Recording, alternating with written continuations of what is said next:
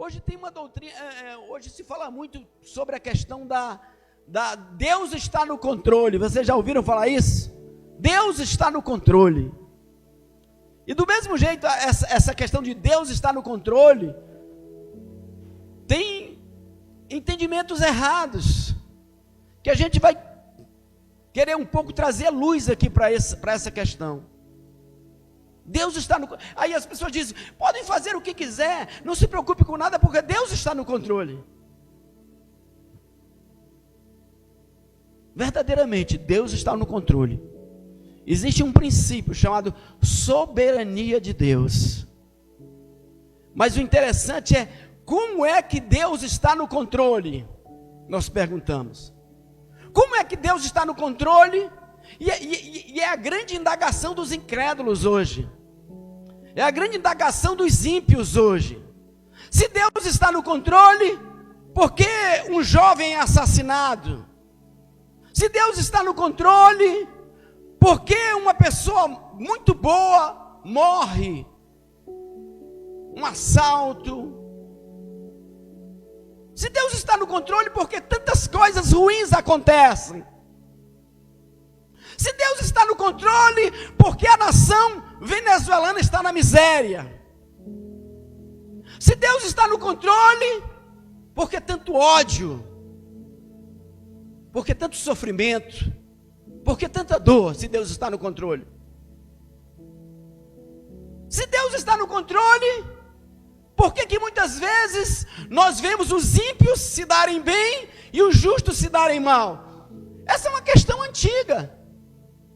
Jó já questionou Deus a respeito disso. Se Deus está no controle, por que os justos sofrem e muitas vezes os ímpios prosperam? Se Deus está no controle, então não vamos fazer nada, porque Deus está no controle. Há vários desencontros e vários enganos nessa afirmação. Deus está no controle, sim. Mas como é que Deus exerce esse controle? Como é que Deus exerce o controle? Eu escrevi muito aqui, ó. Eu acordei pela manhã, Deus me deu essa palavra. Eu acordei pela manhã. Deus no controle. O controle de alguma coisa é exercido através do princípio da autoridade. Quem tem o controle é porque é a autoridade. Deus está no controle do universo, porque Ele é a maior autoridade no universo. A autoridade exerce o seu controle através das leis por Ele estabelecida. O governo exerce autoridade sobre a sociedade através das leis. Quando um bandido, quando um assaltante, um criminoso comete um crime, e o Estado vai lá e o pune, e prende, e determina uma pena, e ele tem que ser preso, a autoridade está no controle, ela está exercendo o controle. O controle é exercido através de leis. Deu para entender? O universo, a sociedade e as instituições são controladas ou se mantêm sob o domínio ou governo da autoridade através de leis. Diga assim, Deus exerce o controle. Melhor, diga assim, a autoridade exerce o controle através de leis. É assim que a autoridade exerce o controle. Amém? Olha, aqui na igreja, querido, é o único lugar que você aprende princípios para a vida. Nas universidades, infelizmente as universidades atuais estão imbecilizando o povo, idiotizando o povo. O verdadeiro conhecimento se ensina na igreja. Os princípios bíblicos, os princípios divinos.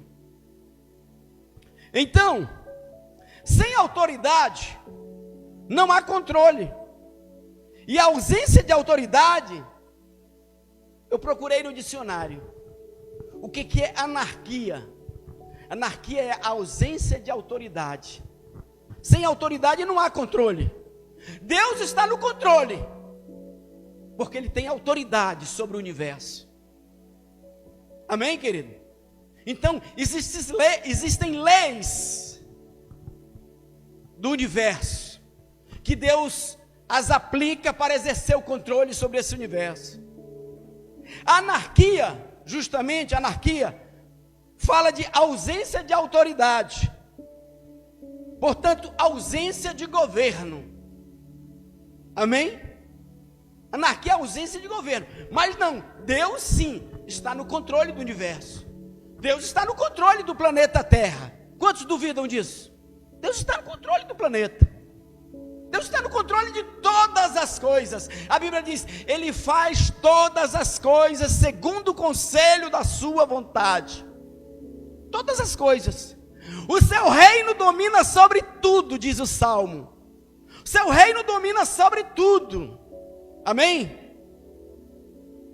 Assim como a sociedade é controlada, a sociedade é governada por leis, Deus controla todas as coisas através de leis físicas e espirituais. Diga, Deus controla todas as coisas através de leis físicas e espirituais.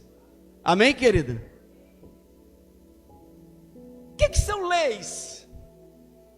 Leis, falando aqui do ponto de vista espiritual, do ponto de vista do controle de Deus, que é isso que a gente está se aprofundando aqui.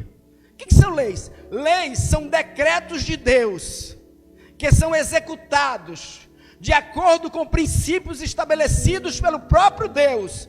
Elas são imutáveis e não mudam. Eu não estou falando de lei aqui no sentido da lei cerimonial, da lei do Antigo Testamento. Lei como princípios eternos, princípios estabelecidos por Deus. Isso são leis. Se eu perguntar para você, o Novo Testamento, os 10 mandamentos ainda estão em vigor? Os 10 mandamentos ainda estão em vigor? Sim, estão em vigor, sim. Porque os 10 mandamentos são princípios eternos, imutáveis, eles nunca mudarão. Honra teu pai e tua mãe, para que se prolongue os teus dias na terra que o Senhor Deus te dá. Honrar pai e mãe ainda vale hoje? É princípio hoje ainda, eles não mudam. Amar a Deus, não furtar, é um princípio hoje. Você acha que quem furta vai ser feliz? Vai ser bem sucedido? O ladrão vai ser bem sucedido? Não vai. É um princípio de Deus. Leis, não estamos falando aqui de leis humanas, ou leis cerimoniais, como a lei do Antigo Testamento. Estamos falando aqui de leis como princípios eternos e imutáveis. Sabemos, porém, que toda a lei do Antigo Testamento havia um princípio eterno que a fundamentava.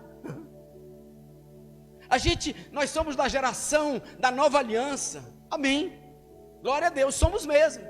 Mas os princípios do Antigo Testamento, lá, as leis estabelecidas por Deus no Antigo Testamento, elas eram fundamentadas em princípios eternos. É por isso que Jesus diz, tudo da lei se cumprirá. Quer um exemplo aqui? No Antigo Testamento havia uma lei que proibia comer coisas consideradas imundas. O que eram coisas imundas? Eram determinados animais que Deus sabia que havia a possibilidade de produzir doenças e trazer morte ao povo judeu. O povo judeu, querido, deixa eu te dizer, é o único povo, não existe outro povo que permanece até hoje. Os egípcios de hoje não são mais os egípcios de antigamente. Os iranianos de hoje não são mais os persas. Não são mais os persas. O judeu permaneceu, porque Deus estabeleceu leis de sobrevivência para o povo judeu. Eu pergunto, esse princípio de comer coisas imundas mudou ou não? Você ainda pode comer coisas imundas? É saudável comer coisas imundas? Coisas que podem trazer doenças? O princípio não muda. Deus estabeleceu determinadas coisas que, segundo o conhecimento de Deus, iria prejudicar o povo e trazer doenças. Ainda hoje, se você comer coisas imundas, você pode adoecer. O princípio permanece. Evitar tocar em coisas contaminadas. Havia um princípio lá. Se alguém estava leproso, você não podia ter contato com ele. Se alguém estava com uma doença, você não podia ter contato com ele. Esse princípio permanece hoje? Nós vimos na pandemia que permanece. Evitar o contágio, o contato. Tem um objetivo: evitar doenças, se autoproteger. São princípios. A Bíblia lá no Antigo Testamento dizia: quem amaldiçoar os seus pais será morto. É um princípio ainda hoje. Amaldiçoar os pais, falar mal dos pais, vai trazer resultado, vai trazer consequências. Havia um princípio no Antigo Testamento: dedicar um dia para o Criador, para adorá-lo, para descansar. Esse princípio ainda vale hoje? Tirar um tempo para Deus, tirar um tempo para descansar, são princípios. Por trás das leis estão os princípios. Os princípios permanecem, e Deus governa. Deus está no controle através de princípios. Amém, querido? Quer mais um exemplo? Lei da semeadura e da colheita, ainda permanece? Permanece. Lá em Gênesis ele diz: enquanto houver terra, haverá semeadura e haverá colheita. Deus está no controle. Mas tudo que o homem semear, ele ceifará. Quem semeia na carne, Novo Testamento, nova aliança. Quem semeia na carne, da carne colherá corrupção. Quem semeia no Espírito, do Espírito colherá a vida eterna. Um jovem, e aqui tem jovens, aos 10, 12, 13 anos, 14 anos, se envereda pelos caminhos das drogas. Começa a usar drogas, andar com pessoas malignas. Aos 18 anos ele é assassinado. Deus está no controle? Está ou não? Deus está no controle. Ele estabeleceu uma lei da semeadura e da colheita. Quando a lei da semeadura e da colheita se cumpre, é um princípio que Deus estabeleceu. Amém, queridos? O pecado gera a morte. Isso foi escrito no Novo Testamento. O pecado sempre vai gerar morte. O pecado sempre vai gerar consequências. Por isso a hipergraça, a graça, não, meu amigo. A graça, ela é transformadora. A graça, ela é santificadora. A graça muda as nossas vidas. A graça nos transforma. Existe a lei do sangue. Você já ouviu falar da lei do sangue? A Bíblia diz que sem derramamento de sangue não há perdão de pecados. Se Jesus não tivesse morrido na cruz, você podia se arrepender como fosse, você podia dizer: eu não quero, mas não havia remissão. Porque a única moeda que paga o pecado do homem é o sangue, é a morte. Então a lei do sangue é uma lei espiritual. As leis físicas, gravidade, a vida física, você já observou? A vida flui do planeta Terra. Cara, esse planeta aqui, a vida flui dele. Deus pegou o homem, tirou da terra e soprou-lhe o fôlego de vida. O homem veio da terra e o homem volta para a terra. A vida do Espírito veio de Deus. Foi Deus que soprou em Adão. Então isso é uma lei espiritual. Isso é uma lei espiritual. A vida emerge do planeta e volta para o planeta. A vida espiritual emerge do espiritual e volta para o espiritual. O corpo volta para a terra e o espírito volta para Deus que o deu. Amém, queridos? Deus está no controle de tudo. Deus está no controle. Mas Ele trabalha com leis. Leis espirituais. Posso beber dessa água aqui?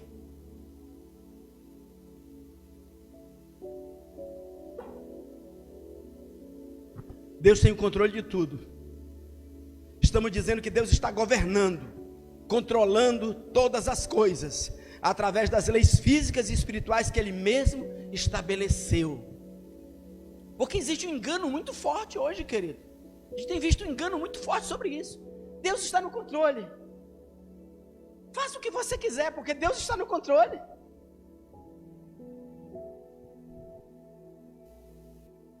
Isso significa que as leis e princípios estabelecidos por Deus estão em pleno vigor.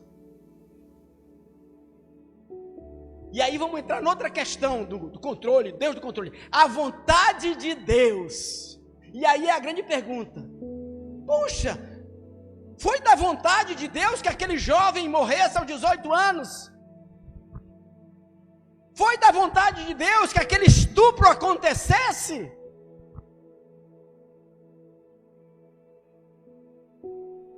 A vontade de Deus é que suas leis ou seus princípios eternos se cumprem. Quando as leis e os princípios eternos se cumprem, eles estão cumprindo a vontade de Deus. Quando a lei da semeadura e colheita se cumpre, ela está cumprindo a vontade de Deus. Se Deus disse que toda alma que pecar morrerá, a alma que morrer é da vontade de Deus. Não porque Deus quisesse a morte daquela alma, mas porque Ele estabeleceu princípios.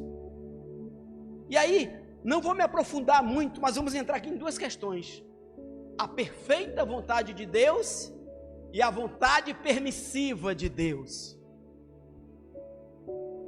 Existe a perfeita vontade de Deus, que é a vontade de Deus para todos os homens. Qual é a vontade de Deus? Que ninguém se perca, mas que todos cheguem ao conhecimento da verdade. Qual é a vontade de Deus? Que renegando as paixões mundanas, vivamos uma vida digna na presença de Deus. Essa é a vontade perfeita de Deus. A gente pode ler aqui, ó, 1 Tessalonicenses 4, 3, 7, se quiser colocar aí na linguagem de hoje, na revista atualizada. Vontade perfeita de Deus é uma coisa, querido. Deus quer que todos os homens sejam salvos, mas eu pergunto você, todos os homens serão salvos? Deus quer que todos cheguem ao conhecimento da verdade, mas eu pergunto a você, todos chegarão ao conhecimento da verdade? Deus quer que todos sejamos felizes. Ele disse: filho meu, Provérbios 3:1, não te esqueça dos meus ensinos, e o teu coração guarde os meus mandamentos, porque eles aumentarão os teus dias, e te acrescentarão anos de vida e paz. Lembra, Deuteronômio? Essa igreja está ficando forte no Deuteronômio 30:15. Eu coloco diante de ti a vida e a morte, a bênção e a maldição. Escolhe, pois, a vida. Essa é a vontade perfeita de Deus. Escolhe, pois, a vida. É incrível hoje como é difícil você ver uma ministração, uma pregação, sabe? As pessoas pegam ali só aquela parte, os ministros pegam ali só aquela parte boa e esquece o outro lado, sabe? É tudo para querer agradar as pessoas. E a gente gosta, né? A gente gosta daquele texto de Isaías 1,18 que diz assim. Ele diz assim: vinde, arrazoemos, ainda que os vossos pecados sejam como a escarlata, eu os tornarei mais branco do que a neve. Ainda que eles sejam como carmesim, eu vos tornarei como a lã branca. Se quiserdes e me ouvirdes, comereis o melhor dessa terra. Quantos já ouviram esse? Quantos já ouviram? Se quiserdes e me ouvirdes, comereis o melhor dessa terra. Todo mundo gosta de pregar isso, né? Você sabe qual é o versículo seguinte? Qual é o outro? Porém, se fores rebeldes, sereis despedaçados a espada. Por que as pessoas escondem o outro versículo? Está tudo dentro do mesmo contexto. Por quê? Se quiserdes, comereis o melhor dessa terra. Comeremos o melhor dessa terra. Não importa, comeremos o melhor. Não. Vou mudar. Completo.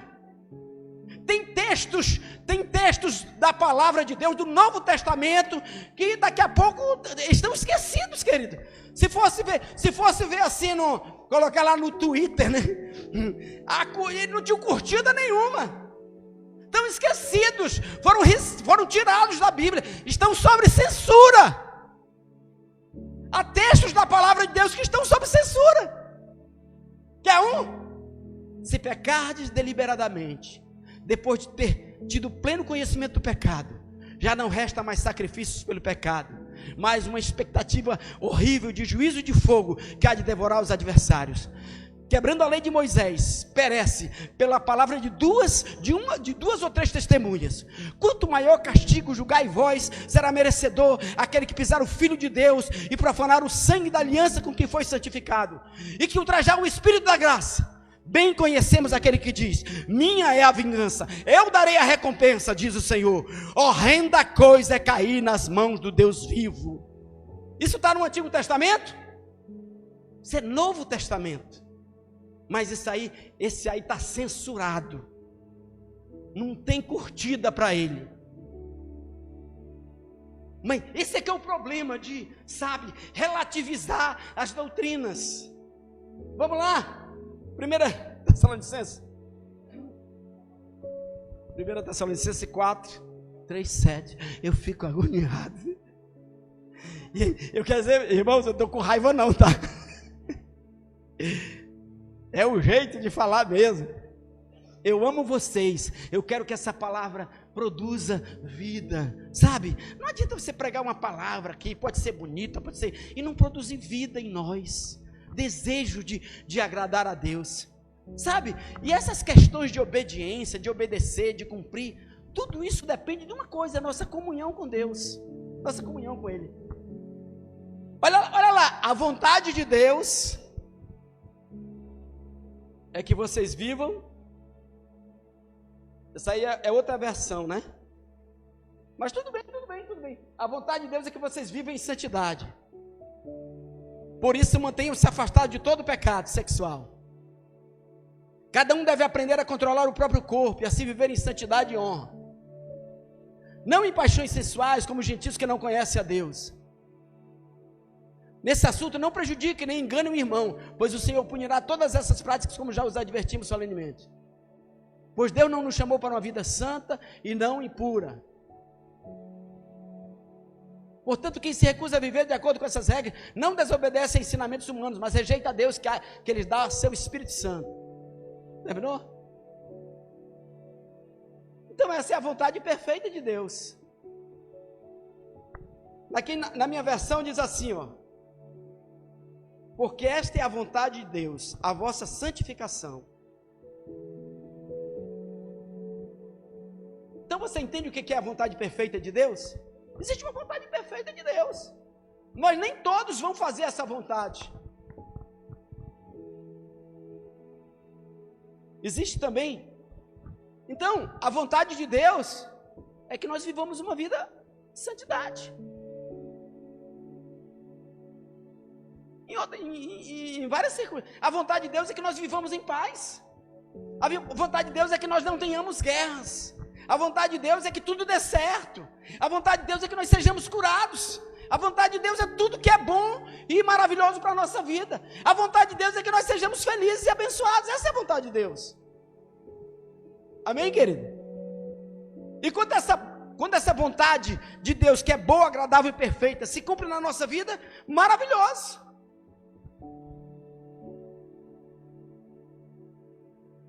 Mas existe a vontade permissiva de Deus. Diga, vontade permissiva de Deus. São coisas que Deus permite, baseado nos princípios e leis que Ele estabeleceu.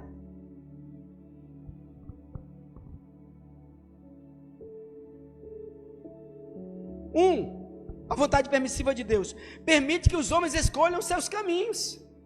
Pega aí o Salmo 81, 11. Vê aí a revista atualizada. Salmo 81, 11.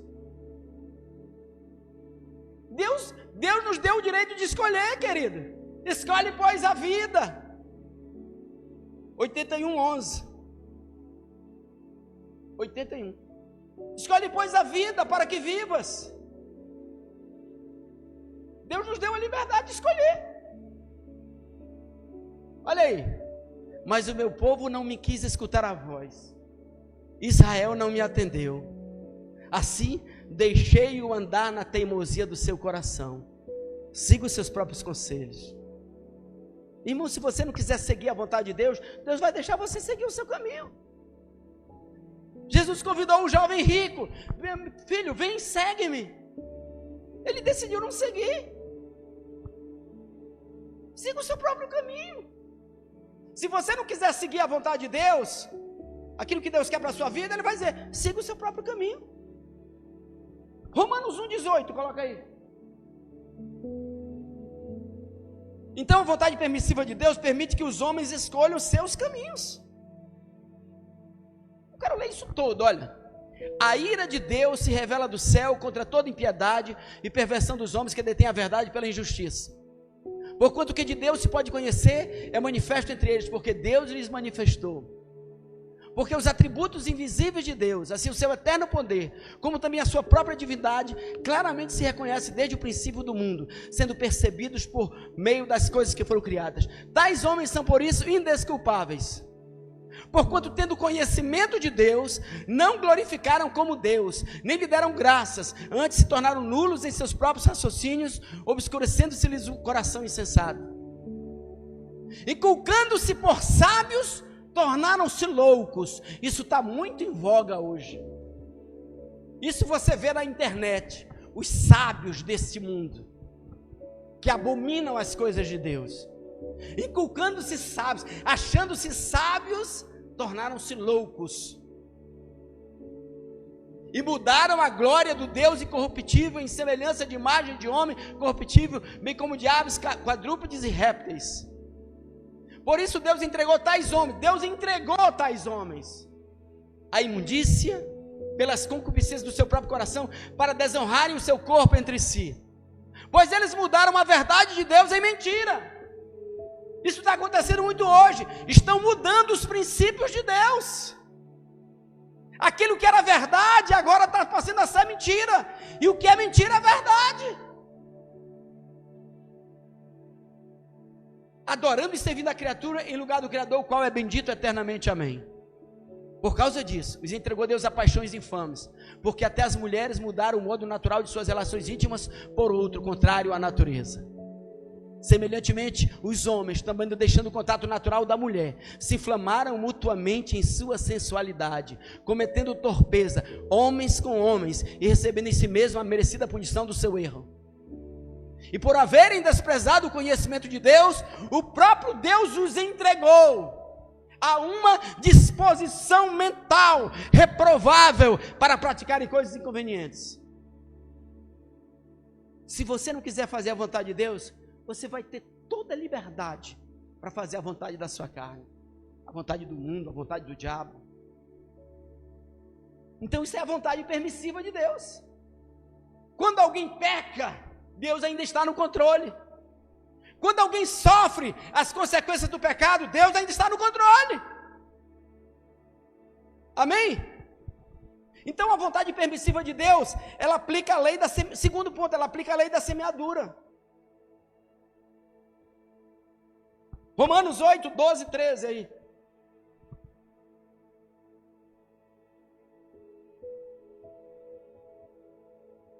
porque é a graça, a hipergraça hoje.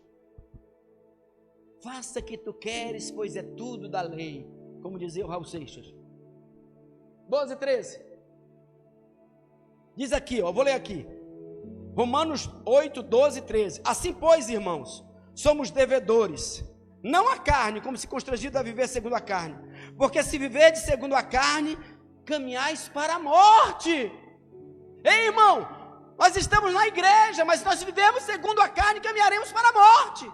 Isso aqui não é no Antigo Testamento, não é a lei, não. Porque tudo agora é tudo, não, porque a lei, porque agora a graça.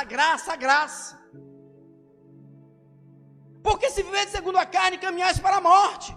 Mas se pelo Espírito, olha, essa obra transformadora, essa obra de santificação, não é uma obra do homem, querido. Não é uma obra, eu vou fazer isso. Ele diz, mas se pelo Espírito, é através do Espírito. É por isso que hoje é possível cumprir os princípios, sim. Porque Ele nos deu poder para nos tornarmos filhos de Deus. É possível sim cumprirmos o princípio. E Ele diz assim, porque se viverdes segundo a carne, Ele está falando para a igreja aqui. Ele não está falando para os ímpios, ele está falando para a igreja aqui, porque se viverdes segundo a carne, ele está falando para mim, pastor, se tu, pastor, viver segundo a carne, é para mim, é para você, é para todos nós, porque hoje tem essa coisa, não, a lei é na antiga aliança, agora a gente pode viver de qualquer jeito, não pode, e na verdade, essa mudança de vida é um fruto do Espírito na nossa vida, não é uma obra nossa. Porque se viverdes segundo a carne, caminhais para a morte, mas se pelo Espírito mortificardes os feitos do corpo, certamente vivereis. Deus está no controle. E a lei da semeadura e da colheita, como princípio eterno, se encontra em pleno vigor. Gálatas 6, 7 e 10. Olha o que diz. Gálatas 6, 7 e 10. Dá para achar aí?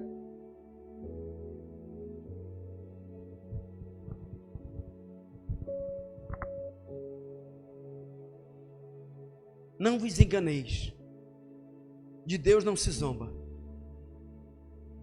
pois aquilo que o homem semear, isso também ceifará.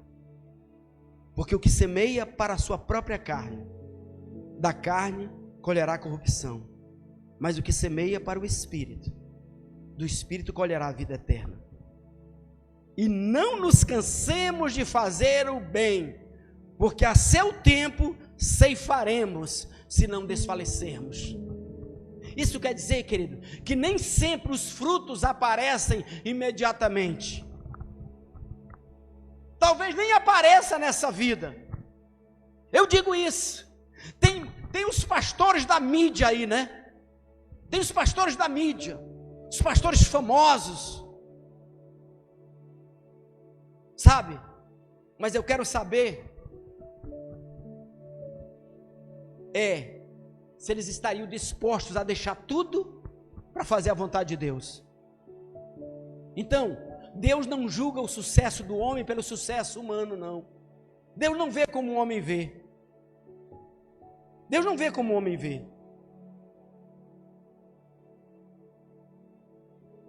E não nos cansemos de fazer o bem, porque a seu tempo ceifaremos, se não desfalecermos. Por isso, enquanto tivermos oportunidade, façamos o bem a todos, mas principalmente aos da família da fé. De sorte que, quando os princípios são quebrados, o controle de Deus se manifesta no cumprimento de suas leis e princípios espirituais. Amém, queridos? Eu quero trazer aqui o exemplo de Caim. Gênesis 4, 6, 7. Então lhe disse o Senhor, olha lá, Caim ofereceu uma oferta, Abel ofereceu outra, Deus não gostou da oferta de Caim, Caim ficou feridento, Caim ficou com raiva, Caim ficou magoado, Caim ficou com inveja do seu irmão. Deus viu isso nele. A Bíblia diz que o semblante dele descaiu. E aí, né, nessa coisa da visão celular hoje, o meu discipulador não fez isso, meu discipulador não fez aquilo, eu caí, culpa do meu discipulador, não sei o quê. Cara, Caim teve o melhor discipulador do mundo. O próprio Deus chamou ele para uma conversa. Vem cá, Caim. Quero conversar contigo, eu estou vendo que tu está mal. Depois que eu aceitei a oferta do Abel, não aceitei a tua. Quero conversar contigo, vem, vamos aqui para uma conversa. Aí diz, o Senhor falou com ele. O Senhor falou com ele. Ministrou a vida dele. Discipulador de Caim, o próprio Deus. E ele disse, então lhe disse o Senhor, por que andas irado? Por que descaiu o teu semblante? Se procederes bem, não é certo que serás aceito? Se todavia procederes mal, eis que o pecado jaz à porta. O seu desejo será contra ti, mas a ti cumpre dominá-lo. Deus está no controle, mas Ele deu para nós a capacidade de resistir ao diabo, ao pecado, à carne, ao mundo. Amém? Vontade permissiva de Deus. Deus permite que o justo sofra. Não é isso. Deus não permite que o justo sofra. Deus permite que o justo sofra e faz com que os sofrimentos do justo cooperem para o seu bem. Romanos 8, 28 diz, todas as coisas cooperam para o bem daqueles que amam a Deus. Todas as coisas cooperam para o bem de todo mundo? Todas as coisas cooperam para o bem de todo mundo? Não, todas as coisas cooperam para o bem daqueles que amam a Deus. Se você ama a Deus, você pode passar por crises, você pode sofrer, você pode ir no fundo do poço, você pode cair, a Bíblia diz, o justo cairá 7 vezes, mas o Senhor o levantará. Sabe, 7 vezes aí é só um número, vai dizer, o Senhor sempre vai levantar o justo, todas as vezes. Eu não estou falando, aí você olha aqui, pô, parece que o pastor é aquele do legalismo, o santarrão. Não, longe de mim disso, eu creio na graça, e eu creio que a graça é transformadora. Eu creio que Deus trabalha no homem, na vida do homem através do sofrimento. Todo mundo fala do Jó, o Jó era o cara. O Jó não era tão o cara assim não. O Jó era um cara orgulhoso. O Jó se achava. Ele não via pecado nele, ele não via fraqueza nele. Mas Deus via orgulho em Jó. Deus via que Jó não tinha sido experimentado. Como disse bem o diabo, né? Tinha tudo de bom, tudo dava certo para ele, e quando ele passou pelo sofrimento, pelo vale, sim, aí a gente fica, não, o Jó foi perfeito. Não, o Jó questionou Deus, ele se queixou, reclamou, lamentou. Deus não quer pessoas certinhas não, Deus quer pessoas sinceras. Eu sempre digo aqui, o homem segundo o coração de Deus não foi Daniel, o homem segundo o coração de Deus não foi Samuel, o homem segundo o coração de Deus foi Davi, o homem cheio de erros, mas era quebrantado. Pequei contra ti, Senhor, somente contra ti, e fiz o que reprovas. Deus procura pessoas quebrantadas. Ele diz que o coração quebrantado Ele não desprezará. Então Jó, e aí até que um dia Deus apareceu para ele, Deus manifestou para ele a sua glória e disse, Senhor, eu te conhecia só de ouvir falar. Ele teve um crescimento espiritual com aquele sofrimento. Ele era um homem que servia a Deus só quando tudo estava bem, quando tudo estava dando certo. Durante o período do sofrimento ele murmurou inúmeras vezes, se queixou, pediu para morrer, disse que era infeliz, falou um monte de coisa. Mas Romanos 8, 28 diz que todas as coisas cooperam para o bem daqueles que amam a Deus. Então se você ama a Deus, e você está passando por um momento difícil, está passando dificuldade, vai passar, meu irmão, vai passar, porque todas as coisas cooperam. Deus vai fazer uma coisa melhor. Às vezes do nosso sofrimento, Deus tira o nosso chamado. No nosso sofrimento, Ele nos... É tremendo como Deus não age da maneira do homem, da maneira lógica, racional. Deus age totalmente diferente. Então, Deus permite que o justo sofra. 1 Pedro 3,17, Pedro disse isso. Olha lá. Porque se for da vontade de Deus, é melhor que sofrais por praticardes o que é bom do que praticando o mal. Aí, vamos no ponto. Tem dois tipos de sofrimento. Tem pessoas que mesmo fazendo bem, muitas vezes tudo dá errado. Quando os discípulos atravessaram o mar e enfrentaram aquela tempestade, eles estavam obedecendo à vontade, uma palavra do Senhor, de Jesus. Então, muitas vezes, nós sofremos fazendo bem, fazendo o que é certo. Não existe ciência exata, amém, querido? Então, existe o sofrimento por fazer o bem, e existe o sofrimento por fazer o mal. E o apóstolo Pedro diz assim, se é para vocês sofrerem, que sofram fazendo o bem, do que sofrer por fazer o mal. 1 Pedro 4,19 diz, por isso também, os que sofrem segundo a vontade de Deus, encomendem a sua alma ao fiel Criador na prática do bem. Então, muitas vezes nós sofremos, mesmo fazendo bem. Por isso que eu digo que o resultado não é o que a aparência do homem. Por isso que eu quero dizer que tem pastores anônimos, nos interiores, nas cavernas, escondidos, que ninguém conhece, que ninguém sabe, que ninguém viu, mas eles terão algo muito maior do que muitos que estão aí, expostos, e já foram conquistados pela bênção, pelo ministério, amém, querido? Deus está no controle. Fique de pé em nome de Jesus. Mas Ele trabalha segundo leis, segundo princípios espirituais. Deus está no controle.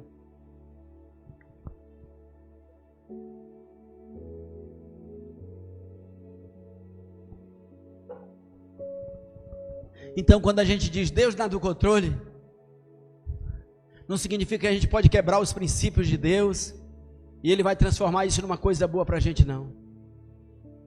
Porque ainda um pouquinho de tempo, aquele que há de vir virá, e não tardará. Mas o meu justo viverá da fé. E se ele recuar, a minha alma não tem prazer nele. Mas Deus é poderoso para te manter de pé. Deus é poderoso para te dar a vitória. Deus é poderoso para fazer você vencer todas as situações e circunstâncias. O apóstolo Paulo disse: aprendi a estar contente em qualquer situação. Tanto sei ser honrado, como sei ser humilhado. Tanto sei ter abundância, como padecer necessidade. Em tudo e em todas as coisas eu estou experimentado. Posso todas as coisas naquele que me fortalece. A graça de Deus opera nas nossas vidas e nos leva à santificação, e nos leva a vencer as nossas guerras, nossas batalhas, e nos leva a cumprir o propósito de Deus nas nossas vidas. Amém, querido?